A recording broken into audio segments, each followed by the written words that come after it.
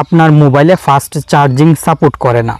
মোবাইলের চার্জারটিও অনেক কম ওয়াটের, ফলে মোবাইল দ্রুত ফুল চার্জ করতে পারেন না। অনেকের মোবাইলে ফাস্ট চার্জিং সাপোর্ট করলেও মোবাইল স্লো চার্জ হয়। আজকের ভিডিওটি যদি শেষ পর্যন্ত দেখেন এবং গুরুত্বপূর্ণ কিছু মোবাইলের সেটিংস পরিবর্তন করে নিতে পারেন, তাহলে আপনার মোবাইলটি অনেক দ্রুত ফুল চার্জ হবে। চার্জ নিয়ে আর চিন্তা করতে হবে না। ভিডিওটি স্কিপ করে দেখবেন না। ভিডিও দেখে উপকৃত হলে কষ্ট করে লাইক কমেন্ট করে যাবেন। অনেকে চুপি চুপি চলে যান, ফলে নতুন ভিডিও তৈরি করতে উৎসাহ পায় না। আপনি কষ্ট করে লাইক কমেন্ট করবেন। গুগল প্লে স্টোর থেকে ফাস্ট চার্জিং এবং ফাস্ট চার্জ হয় এমন কোনো অ্যাপ যদি ইনস্টল করে রাখেন, তাহলে মোবাইল থেকে এখনই অ্যাপটি আনইনস্টল করে দিন। অনেকেই এরকম অ্যাপ ইনস্টল করে থাকেন ফাস্ট চার্জ করার জন্য। এরকম অ্যাপের প্রয়োজন নেই। অ্যাপটি আনইনস্টল করে আপনার মোবাইলের সেটিংসে চলে আসুন। স্বাভাবিকভাবে মোবাইলে অনেক সেটিংস থাকবে। আপনি নিচে চলে আসবেন, তাহলে ব্যাটারি সেটিংসটি পেয়ে যাবেন। এই ব্যাটারি সেটিংসে চাপ দিবেন। আপনার মোবাইলে কত পার্সেন্ট চার্জ আছে উপরের দিকে শো হবে। আমার মোবাইল যেহেতু চার্জারের সাথে কানেক্ট আছে, তাই চার্জিং লেখা দেখাচ্ছে। এখন নিচের দিকে চলে আসবেন। ব্যাটারি সেটিংসেও কিন্তু এখানে হিউজ পরিমাণ সেটিংস থাকবে। স্ক্রল করে নিচের দিকে চলে আসবেন এবং পাওয়ার সেভিং মোড সেটিংসটি খুঁজে বাহির করে এই পাওয়ার সেভিং মোড সেটিংসে চাপ দিবেন, কারণ এই সেটিংসেও গোপন কিছু সেটিংস আছে। এই সেটিংসগুলো প্রথমে আপনাকে পরিবর্তন করতে হবে। পাওয়ার সেভিং মোড সেটিংসটি অন করার পর ডিফল্ট অপটিমাইজেশনস এই সেটিংসে চাপ দিবেন। ডিফল্ট অপটিমাইজেশনস, এখানে 4টি সেটিংস থাকবে।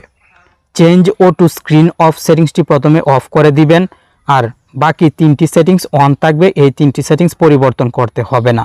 পাওয়ার সেভিং মোড সেটিংসটি অন করলেই কিন্তু এই 4টি সেটিংস অন হবে। আপনি শুধু দ্বিতীয় সেটিংসটি অফ করে দিবেন। বাকি 3টি সেটিংস অন থাকলে কি সুবিধা পাবেন লেখায় আছে।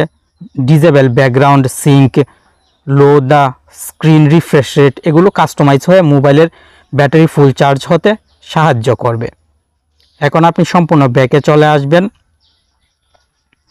মোবাইলের data connection, wifi connection, Bluetooth সব কিছু বন্ধ করবেন। এয়ারপ্লেন মোড এই সেটিংসটি অন করে দিবেন। আপনার মোবাইলের এয়ারপ্লেন মোড সেটিংসটি অন করে দিলে সিমে কোনো কল আসবে না, কিন্তু মোবাইলটি অনেক তাড়াতাড়ি ফুল চার্জ হবে। মোবাইলটি চার্জারের সাথে কানেক্ট করার আগে এয়ারপ্লেন মোড সেটিংসটি যদি সম্ভব হয়, তাহলে অন করে তারপরে চার্জে দিবেন। কাজ শেষ হয়ে গেলে, মানে চার্জ ফুল হয়ে গেলে আবার এয়ারপ্লেন মোড অফ করে দিবেন, তাহলে সিমে কল আসবে। ব্লুটুথ, ওয়াইফাই, লোকেশান এই সেটিংসগুলো মোবাইলটি যখন চার্জারের সাথে কানেক্ট করবেন সেই সময় বন্ধ অবস্থায় রাখবেন। এই কাজগুলো অবশ্যই আপনাকে মনোযোগ সহকারে করতে হবে।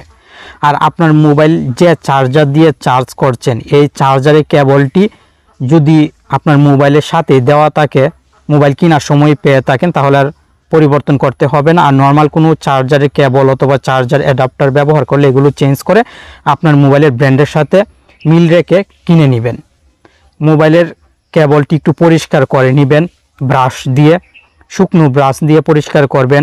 আর চার্জিং পোর্টটিও শুকনো ব্রাশ দিয়ে পরিষ্কার করে নেবেন। আবার পানি অথবা তেল যেন না লাগে, এই বিষয়ের দিকে নজর রাখবেন।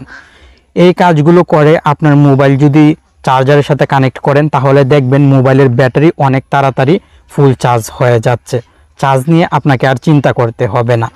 আগে চার্জ করতে যদি 1 ঘন্টা সময় লাগতো, তাহলে এখন দেখবেন 30 থেকে 40 মিনিটও সময় লাগবে না মোবাইলের ব্যাটারির ফুল চার্জ হতে। ভিডিওটি দেখে উপকৃত হলে কষ্ট করে লাইক কমেন্ট করবেন।